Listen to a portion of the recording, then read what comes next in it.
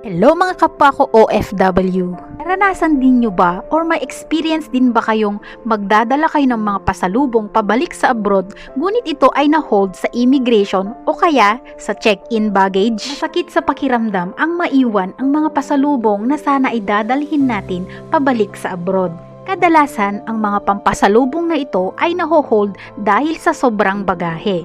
Kadalasan, ang mga pagkain na ito ay mga meat products, mga tuyo, mga karne, mga isda. May mga OFW pa nga na magdadala ng mga prutas na nakakasabay ko sa airport ay kadalasan naiiwan na nila ito sa immigration sa Pilipinas. Karaniwang dahilan ay sumusobra ito sa bagahe nila sa kanilang ticket na binayaran. Pakalungkot lang guys na yung mga babaunin mo pabalik sa abroad minsan ay naiiwan na lang sa immigration at syempre walang iba na kukuha doon kundi yung mga staff sa airport. Minsan nga maiinis ka dahil kapwa mo Pilipino, hindi man lang nila alam ang mag-consider sa mga OFW.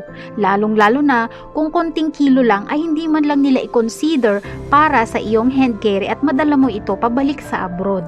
Noong January 2 lamang ngayong taong 2024 ay bumalik ako dito sa Hong Kong. May experience ako sa immigration doon sa airport sa NAIA sa Terminal 3 dahil nga Cebu Pacific ang aking nasakyan. Dahil ang Terminal 3 or Cebu Pacific ang aking nasakyan, hindi available doon ang OFW lunch. Ito yung lunch na pwede kang magpahinga kung isa kang OFW.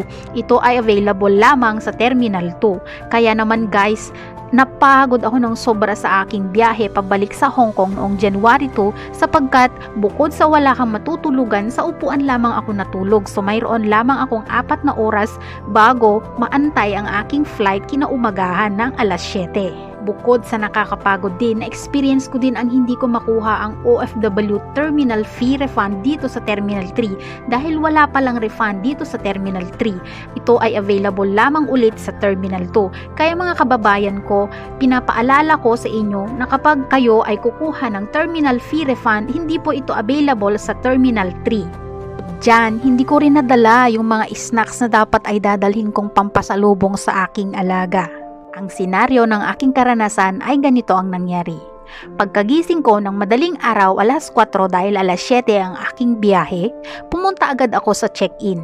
Nagtanong ako kung pwede na akong dumiretso sa immigration dahil mayroon na akong boarding pass. Hindi na ako dumiretso sa check-in counter sa Cebu Pacific dahil wala naman akong baggage na i-check-in. Sa ticket ko ay hand carry allowance lamang na mayroon ako na 7 kilos. At bago pa ako lumabas ng Cebu Pacific Airline papunta sa immigration ay mayroong babaeng security guard sa akin na sinita ang aking daladalang hand carry. Ang aking dalang hand carry ay isang pack bag, isang market bag o eco bag na naglalaman ng mga biscuits na aking ikinarga at isang shoulder bag.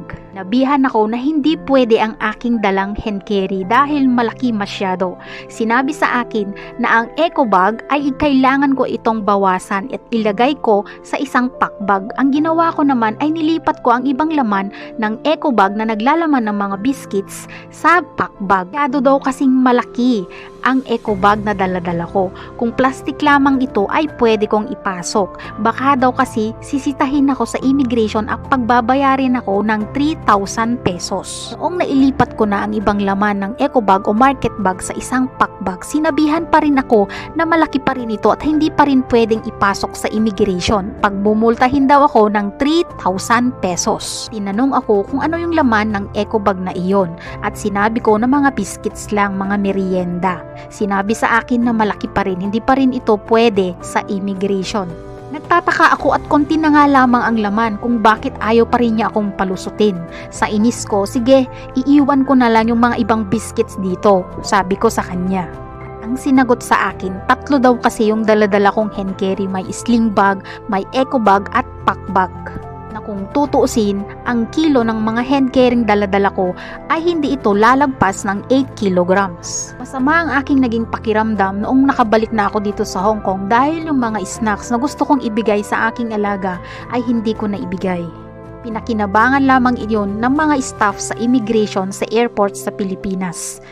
Noong makarating ako at paglabas ko sa immigration, marami naman akong nakitang mga kababayan na nakalusot na may mga daladala pang 3 pirasong hand carry. Hay, grabe nga naman ang mga tao sa Pilipinas, no? Hi guys! So nakabalik na naman ako dito sa Hong Kong finally, and back to work na naman tayo after 9 days na bakasyon.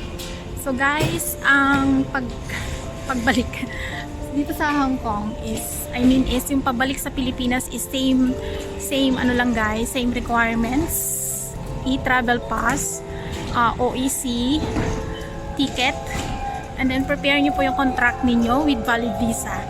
And ngayon guys is medyo hindi maganda yung uwi ko kasi nga wala akong luggage allowance and hand carry lang.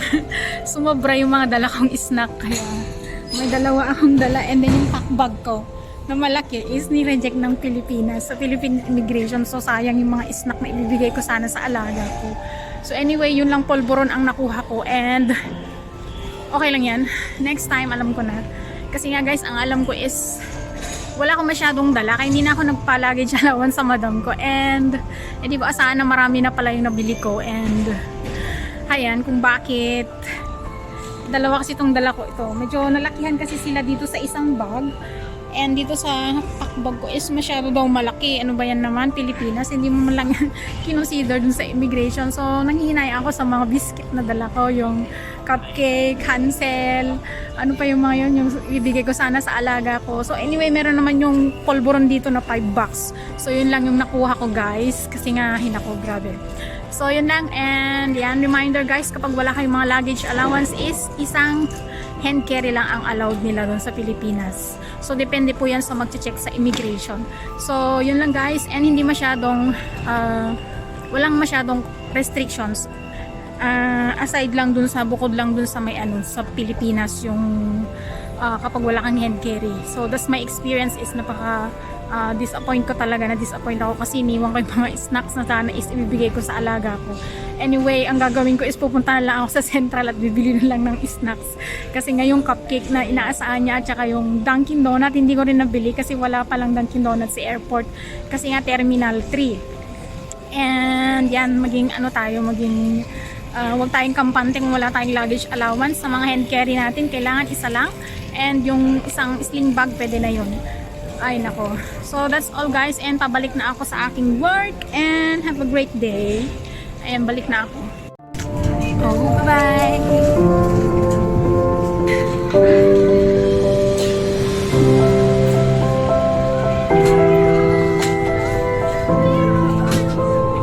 Thank you.